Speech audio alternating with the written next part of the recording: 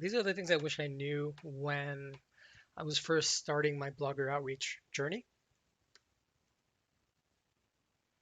Number one, the first several weeks are just going to be slow. You're not going to get a lot of blogger responses. It's going to feel like it's not working, and you're just going to have to be patient because this stuff is a lot like sales. When you're trying to build a sales pipeline, it just takes time to get people interested, right? But if you stay consistent with it, eventually you start getting some traction. And it's going to be difficult to get traction without the follow-ups. This is actually, if you measure the percentages of which emails are responsible for the highest percentage of responses, it's it's the deep follow-ups. It's like the third follow-up, the fourth follow-up, the fifth follow-up that actually gets the responses from people. And when you actually do start building links, and it's a fresh campaign, the results are going to take longer than you want them to. So if you build a link today and you keep building links for 3 months, 4 months, 5 months, 6 months, 7 months, 8 months, you're going to see some bumps, here and there. But like the waterfall of rankings, the waterfall of traffic, it does take time to build up that stream. Just to give you an idea, here's Linkio's Google Search Console traffic, and this is a 16-month, last 16 months. You can see the clicks versus the impressions. Let's just focus on the clicks here.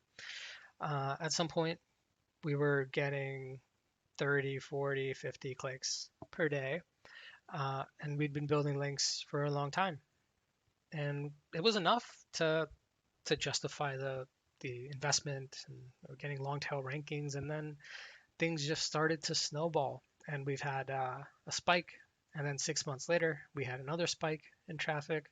Now we're up to the point where we're getting over 300 clicks per day, uh, and it just a consistent link building operation. It's important to have one. It's important not to give up,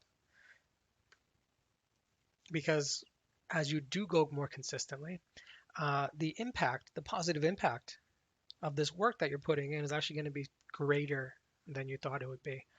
Uh, the fact is, you only need links to get the ball rolling. Once you've established a healthy, relevant, high quality link profile, uh, you don't need as many links to improve your rankings.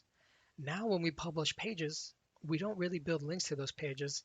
They just start to rank on their own. Like here's an example of a page, SEO newsletters. We now rank in the top three position for the term.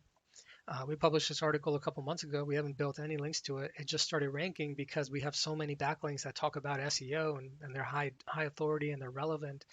And after a while, Google just trusts your domain. So you don't need links as much. You just need to publish good content. So be patient. It takes longer than you think it should. And then once you get the impact, it's going to be bigger than you thought it would be.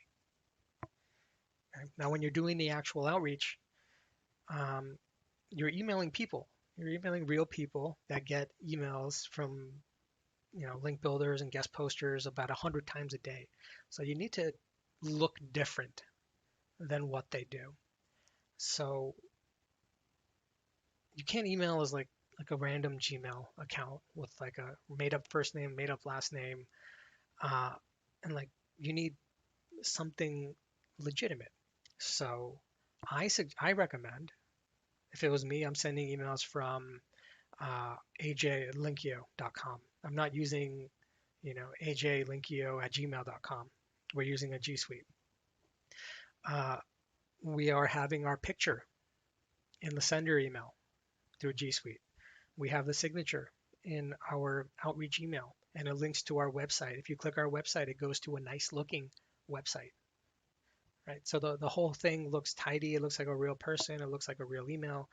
And this is important for optics. And once you do get opportunities, should you filter out everyone that's not a DA 40, Should you filter out anyone that has a domain rank below 20, 30?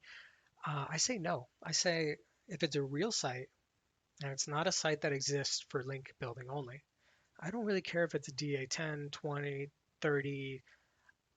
I just want to make sure that it's relevant and that there's someone behind the blog that cares about the blog. Those two signals alone is good enough for me because there's no guarantee that that site won't skyrocket in authority if it's got such a good blogger behind it. Okay. And the last learning is don't put all your eggs in one basket. When you're doing an outreach campaign, have several campaigns going. You should have a campaign that's building links to your homepage. You should have a guest posting campaign. You should have a link insertions campaign. If you have 10 articles, you should be doing a couple promotional campaigns for each of those articles. Or, I mean, maybe that's overkill, but have some sort of scale with your outreach. Don't put all your eggs in one basket. This, over time, this is what's going to flood your inbox with positive responses. Okay, so that's some of the stuff I wish I knew. It would have saved me a lot of time and a lot of headache and a lot of ignored emails.